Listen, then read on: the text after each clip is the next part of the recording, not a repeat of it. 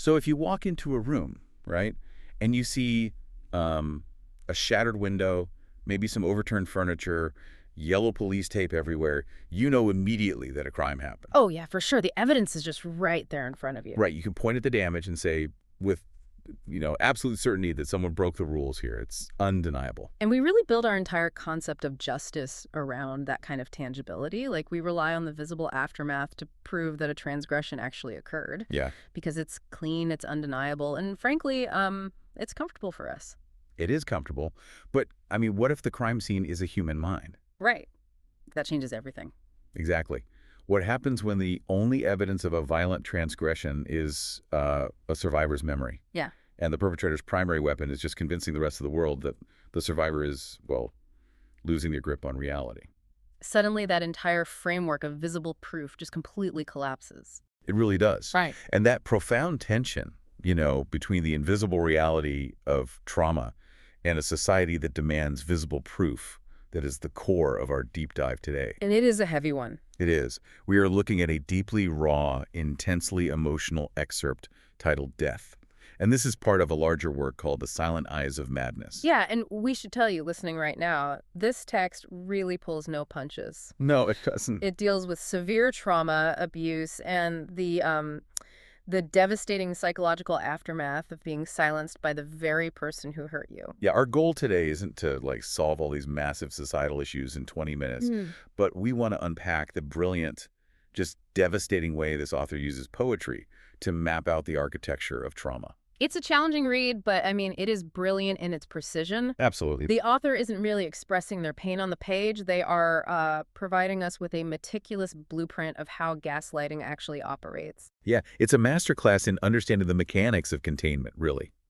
How an abuser traps someone, not with physical walls, but by completely rewriting their narrative. Which brings us to how the text establishes this dynamic right away. Right, with the weaponization of madness. Exactly. Madness isn't presented here as like a medical condition or some chemical imbalance. It is a calculated tool of control. Yeah, the speaker says, "A true nomad knows all is mad. So why call me the maddest of them all, while I'm an innocent bystander like anybody and nobody else?" Notice the immediate rejection of the label there. Yeah, they see right through it. The speaker completely recognizes the absurdity of their situation.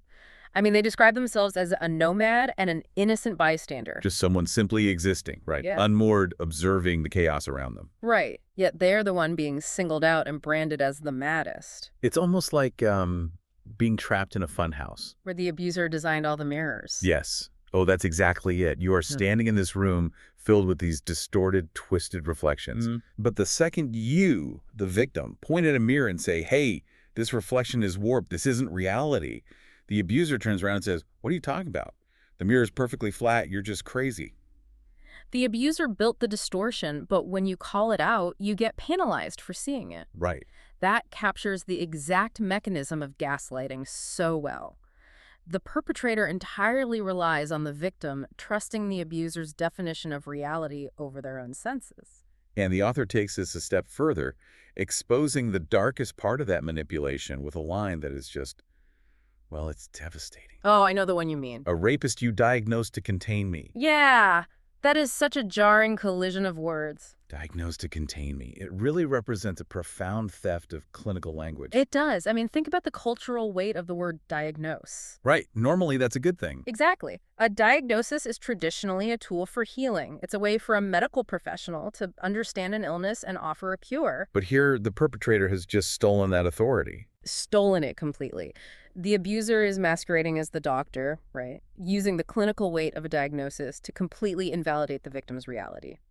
By diagnosing the victim as mad, the abuser traps them in this narrative where any legitimate, valid outcry is instantly dismissed as a symptom of insanity. It is containment masquerading as medicine. Wow. Yeah, containment masquerading as medicine.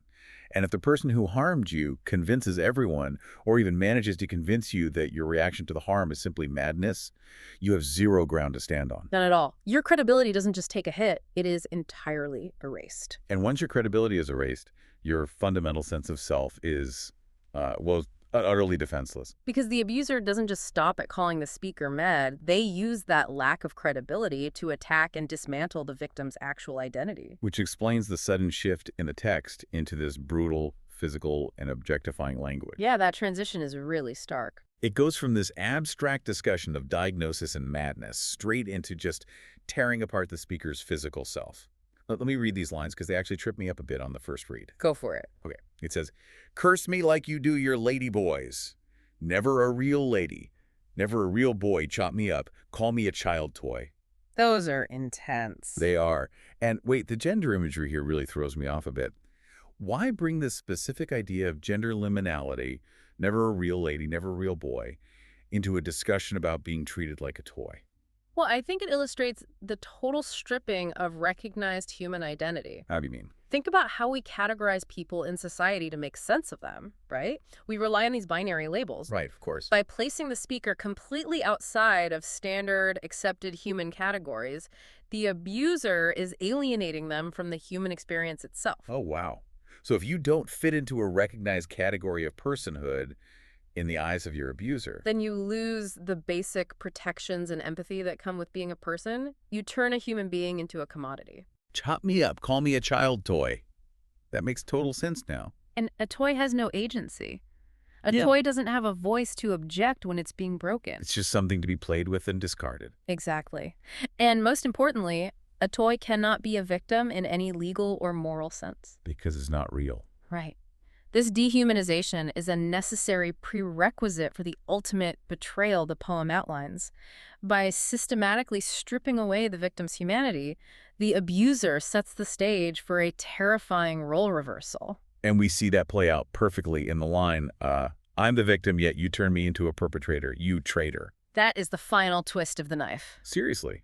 First, you are crazy, then you are an object, and finally, somehow you are the one committing the crime. It is the absolute pinnacle of manipulation. The abuser has so thoroughly dismantled the victim's reality, credibility, and identity that they can successfully project their own violence onto the person they are actively harming. The victim just becomes a blank canvas for the abuser's own guilt. Precise. But taking all of this in, this psychological chopping up, the objectification, the painting of the victim as the perpetrator, it forces a really obvious question for me. Where is everybody else? Exactly. If this level of destruction is happening, why doesn't anyone intervene? That silence from the outside world brings us to the central, recurring motif of the entire piece. The adults have eyes, you see. Yes. This phrase haunts the text. It's repeated over and over, functioning almost like a dark, twisted nursery rhyme.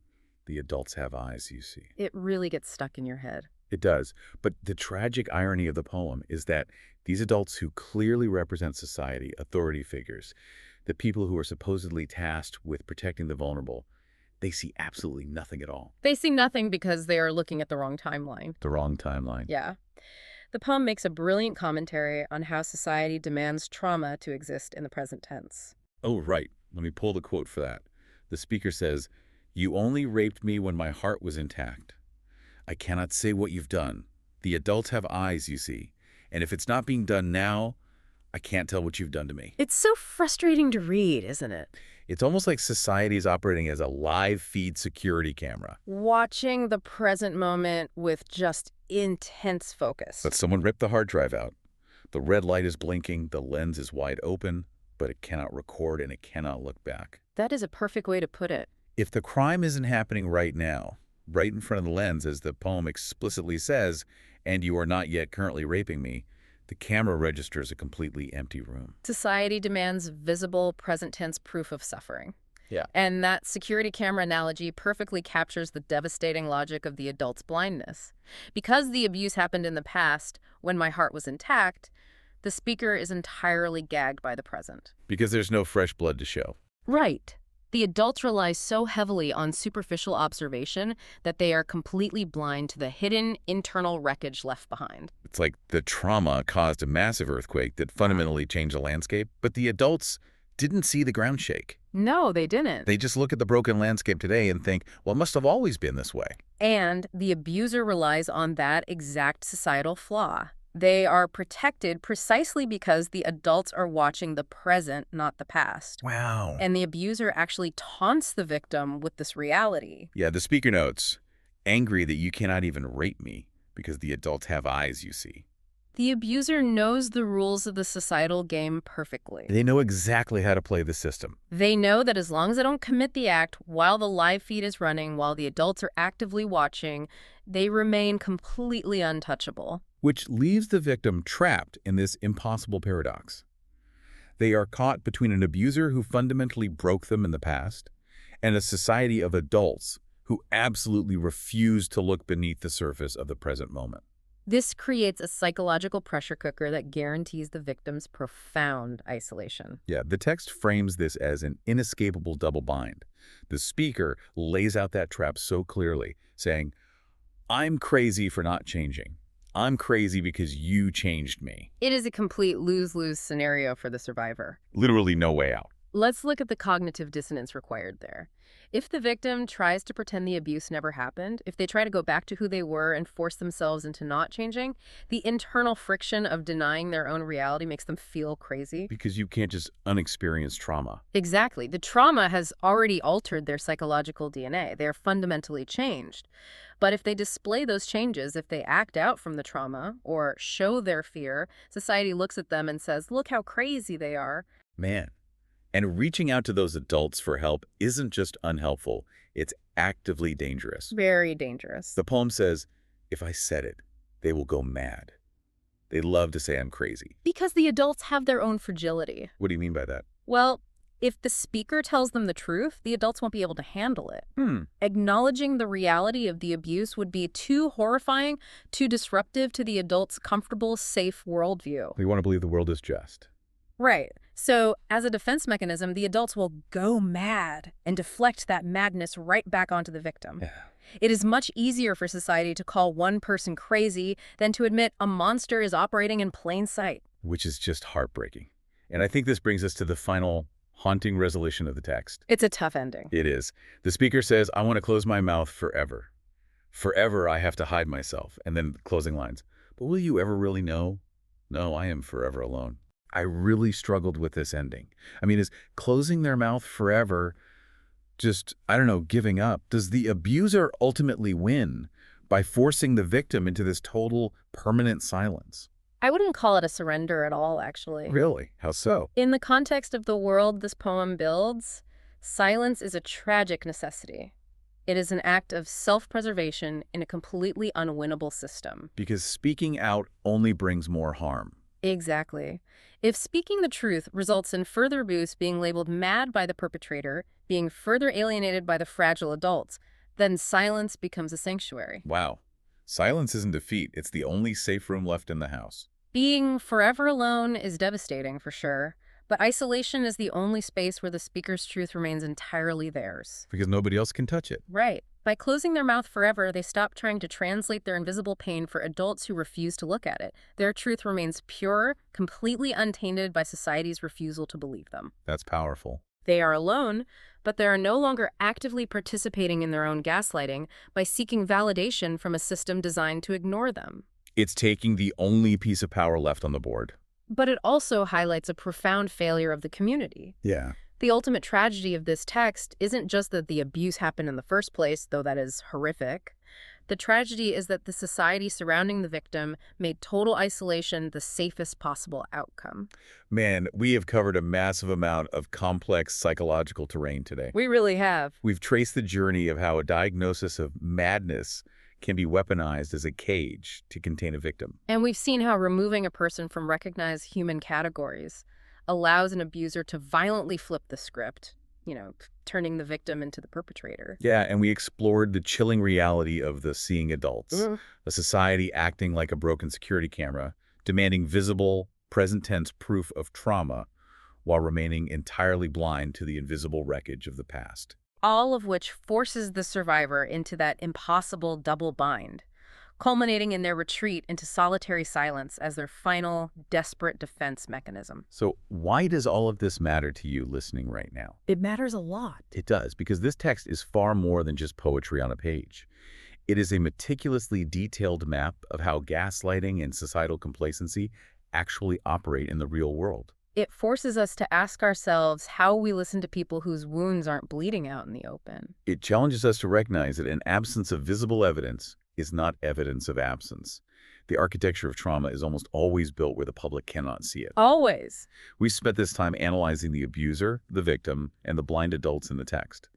But perhaps the most uncomfortable question is for us, sitting here listening. In our own lives, when someone's behavior changes inexplicably, or when they are struggling with a pain we cannot immediately understand, how quickly do we play the role of the adults? How often do we demand a visible, bleeding crime scene before we offer our empathy?